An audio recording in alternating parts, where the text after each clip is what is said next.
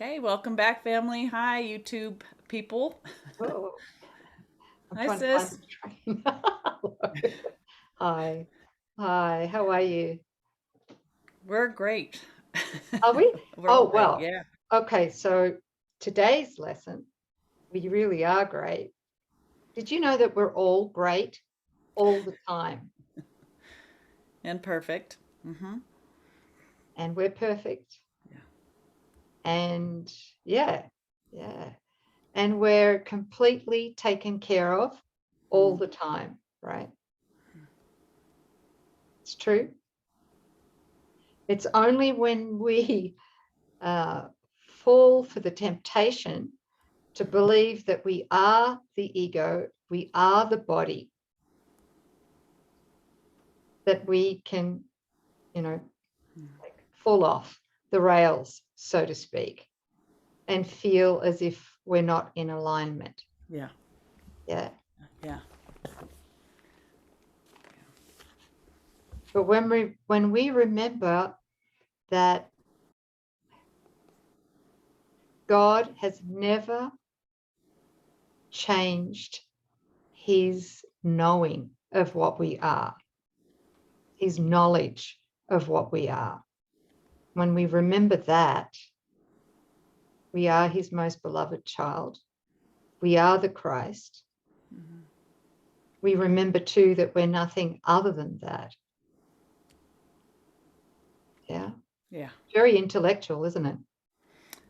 At Well, first. yeah. Yes. Yeah. Yeah. They're words, and we pray to have the felt state. Experience, Yeah. Mm-hmm. felt state. That's it. Yeah. Yeah. Yep. So lesson 285 is my holiness shines bright and clear today. My holiness shines bright and clear today. Just to clarify, Jesus explained to me, and I know I've said this before and I need to repeat it, is my holiness really is my awareness of my changeless innocence, my awareness and my acceptance of my changeless innocence. As I breathe into that, as I let that breathe me, I can release all tension, all I can release all temptation to believe that I'm not holy, right? So my holiness shines bright and clear today. Today I wake with joy. I'm going to say that again. Are you laughing, sis? I am. Go ahead. Today I wake with joy, expecting but the happy things of God to come to me. I ask but them to come. I'd like to say, I ask only them to come and realize my invitation will be answered by the thoughts to which they, the happy things of God, have been sent by me. Mm. In other words, by the holy self, by our holy self. Would you interpret that as that too, sis? Absolutely. Yeah. Yeah. Mm-hmm. And I will ask for only joyous things the instant, and this is the condition, obviously, the Mm-hmm. instant I accept my holiness. That's the instant that I accept my changeless innocence. Yeah.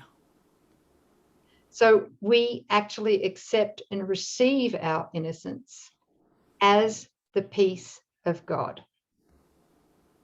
Because when we accept our changeless innocence, not just intellectually, but experientially, the result of that has to be the peace of God. It can't be anything else, right? And it's in the peace of God that all guidance from Him comes. I'll keep reading. For what would be the use of pain to me? What purpose would my suffering fulfill? And how would grief and loss avail me if insanity departs from me today and I accept my holiness instead? Great question. Why would I need grief? Why would I need pain? Why would I need conflict? Why would I need to feel unworthy? Right? These are all defenses against the Christ I am. Second paragraph. Father, my holiness is yours.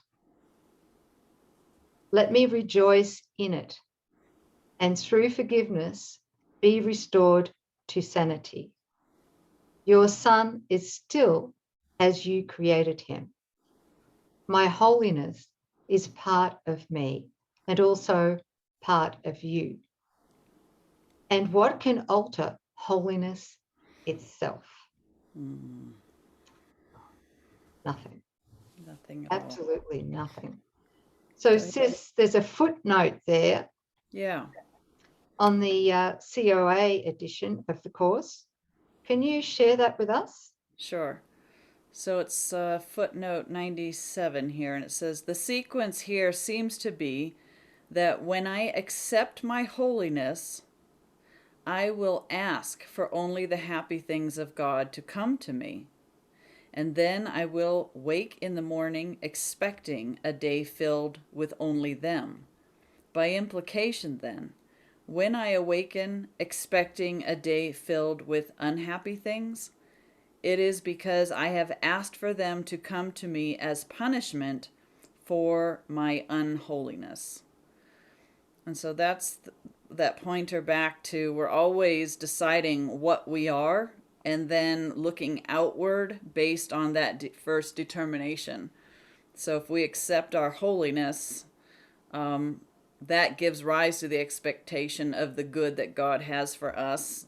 And yet if we look within and find sin, a separated mortal, and feel the guilt, then we're going to be calling to us images to confirm that self-identification.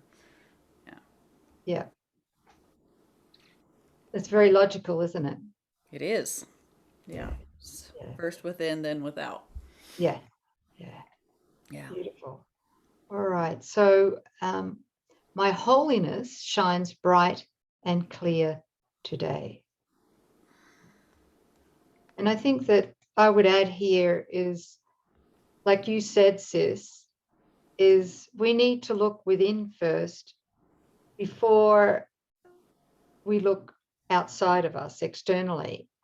Because whatever we perceive externally is going to be how we see ourselves, right? It has to be. Yes. There's no external. Right. Yep. So it's really important every day to check in, to ask, what am I expecting? And if it's coming, if there's an expectation of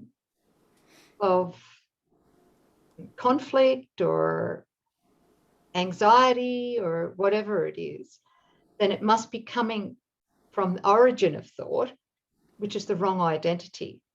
Not the wrong identity, but the illusory identity, which is the ego or mythical me. Yeah. Yeah. Yep.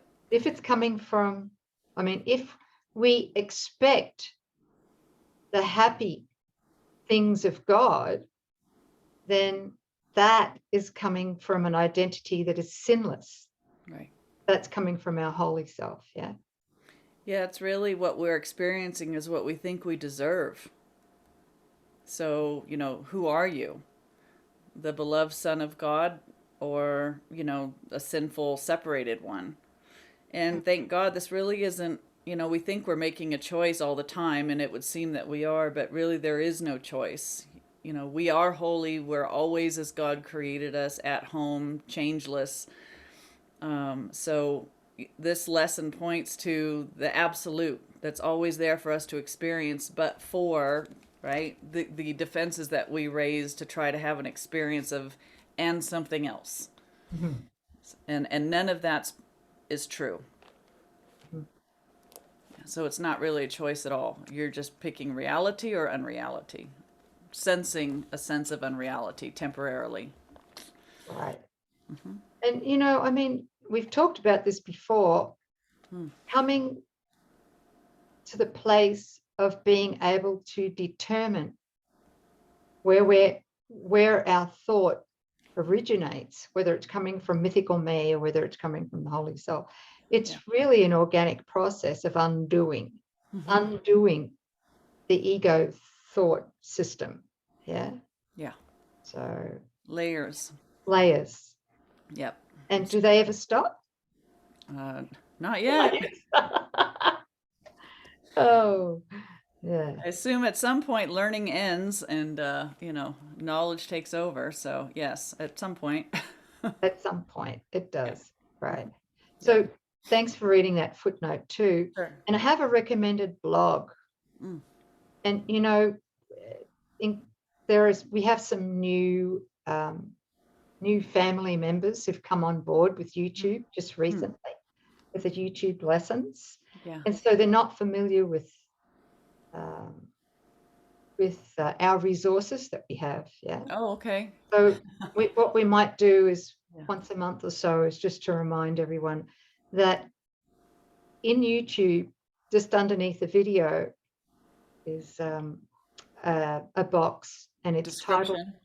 it's a description box, that's it, or show more Right. box. Mm-hmm. And in there is a helpful resources area. Mm-hmm. And in there, what is in there? It's a list of resources and it's got links to blogs that we have previously recommended. There's a link for Yeah. donations. There's a link to our website with the classes that we offer. All our free offerings through the website are on there and links to find them. Mhm. So, and we try to refresh that list every every workbook lesson that we go through. If there's a supporting blog, Nouk will mention it, and we have that link right at the top. So you don't have to go searching through a big list, but it's a really rich list of free resources for all of you. So we encourage you to take advantage of everything that's there.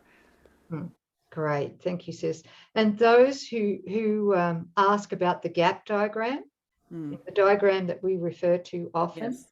yeah, that's in that list of recommended resources as well. Yeah.